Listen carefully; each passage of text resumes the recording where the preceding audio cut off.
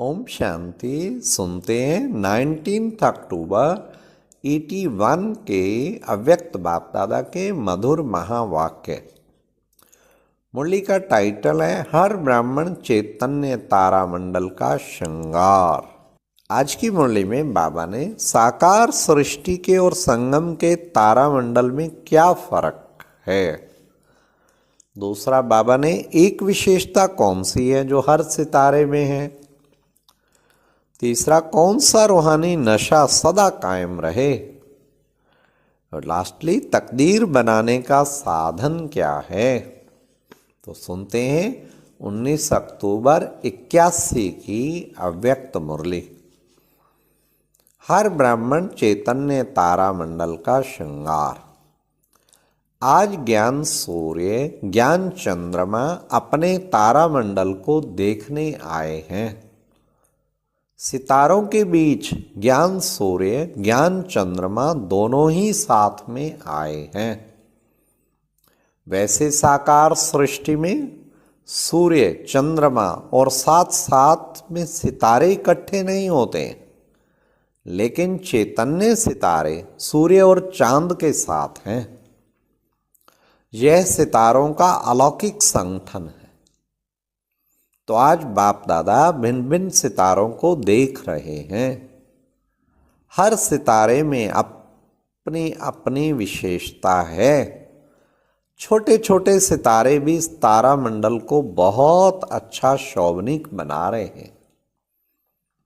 बड़े तो बड़े हैं ही, लेकिन छोटे की भी चमक से संगठन की शोभा बढ़ रही है।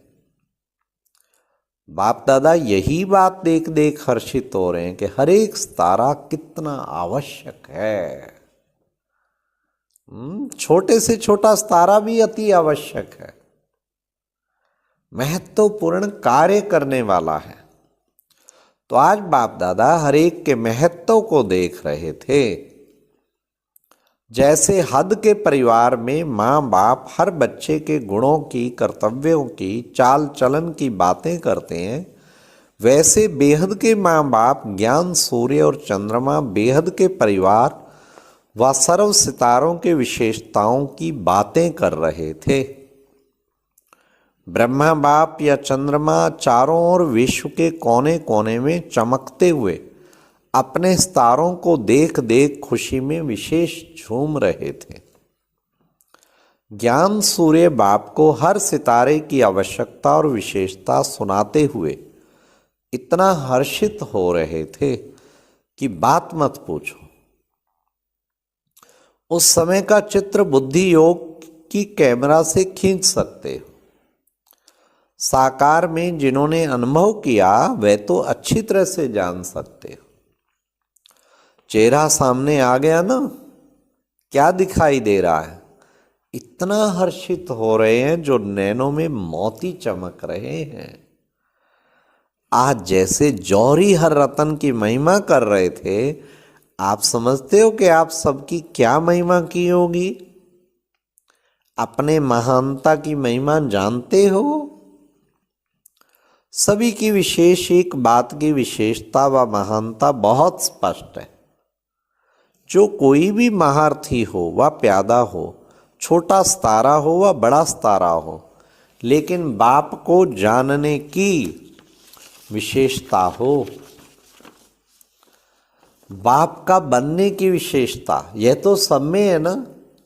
महारथी, प्यादा, छोटा, बड़ा, बाबा को जानने की और बाबा को बनने की विशेषता तो सब में है ना।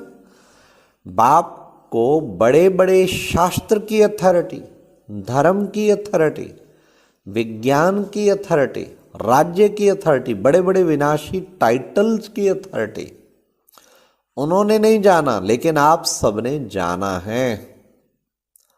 वे अब तक आवाहन ही कर रहे हैं। शास्त्रवादी तो अभी हिसाब ही लगा रहे हैं। विज्ञानी अपनी इन्वेंशन में इतने लगे हुए हैं जो बाप की बातें सुनने और समझने की फुर्सत ही नहीं है। अपने ही कार्य में मग्न हैं। राज्य की अथॉरिटीज अपने राज्य की कुर्सी को संभालने में बिजी हैं, फुर्सत ही नहीं है।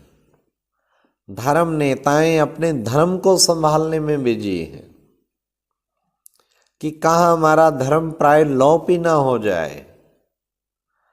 इसी हमारे में खूब बिजी है। लेकिन आप सब आह्वान के बदले मिलन मनाने वाले हो।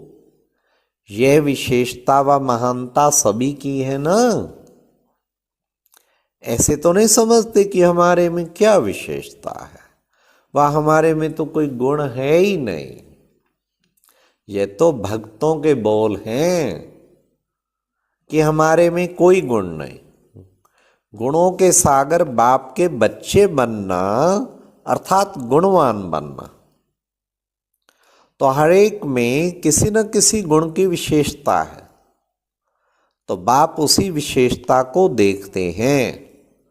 बाप जानते हैं जैसे राज्य परिवार के हर एक व्यक्ति में इतनी संपन्नता जरूर होती है कि वह भिखारी नहीं हो सकता।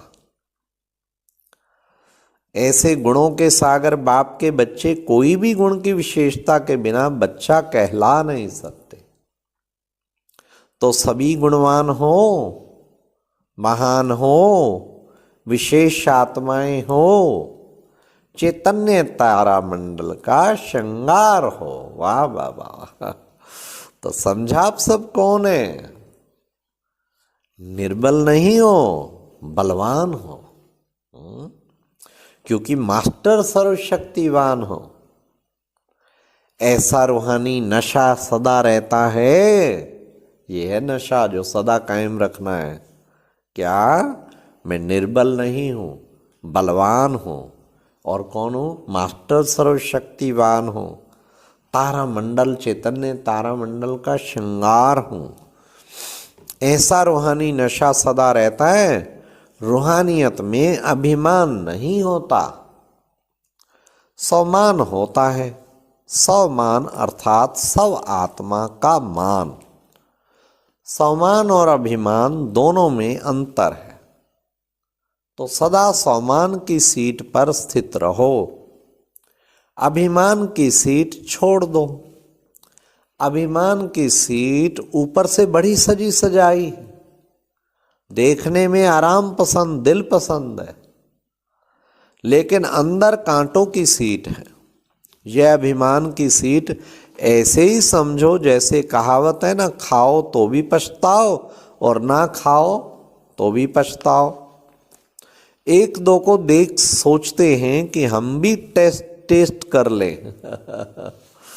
फलाने ने अनुभव किया, हम भी क्यों ना करें। तो छोड़ भी नहीं सकते, और जब बैठते हैं तो कांटे तो लगने ही हैं।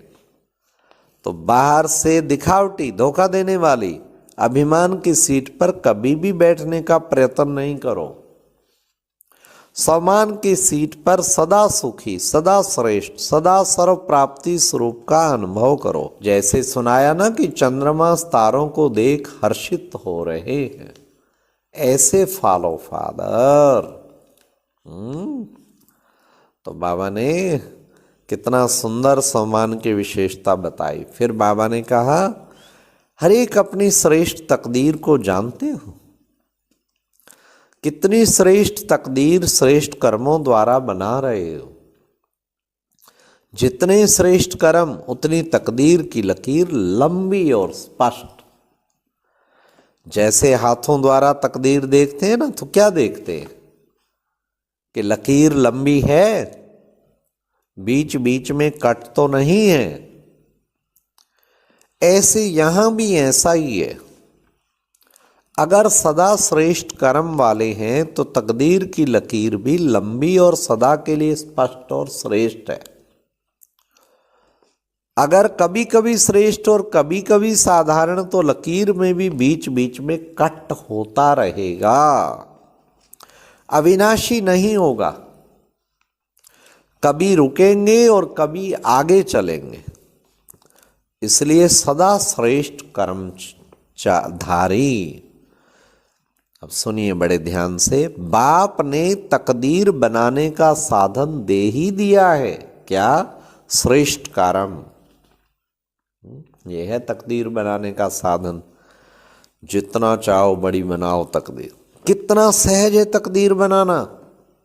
श्रेष्ठ कर्म करो और पद्मा पदम भाग्यशाली की तकदीर प्राप्त करो। फिर आगे सुनिए, श्रेष्ठ कर्म का आधार है श्रेष्ठ स्मृति। श्रेष्ठ से श्रेष्ठ बाप की स्मृति में रहना अर्थात श्रेष्ठ कर्म होना। सारा आधार तो फिर स्मृति का खेल हो गया ना। ऐसे तकदीरवान होना। तकदीरवान तो सभी हैं, लेकिन श्रेष्ठ है या साधारण, इसमें नंबर है। तो सदा के तकदीर की लकीर खींच ली है, छोटी सी खींची है, लंबी है ना, अविनाशी है ना, बीच बीच में खत्म होने वाली तो नहीं, सदा चलने वाली। ऐसे तकदीरवान, अब की भी तकदीरवान और अनेक जन्मों के भी तकदीरवान,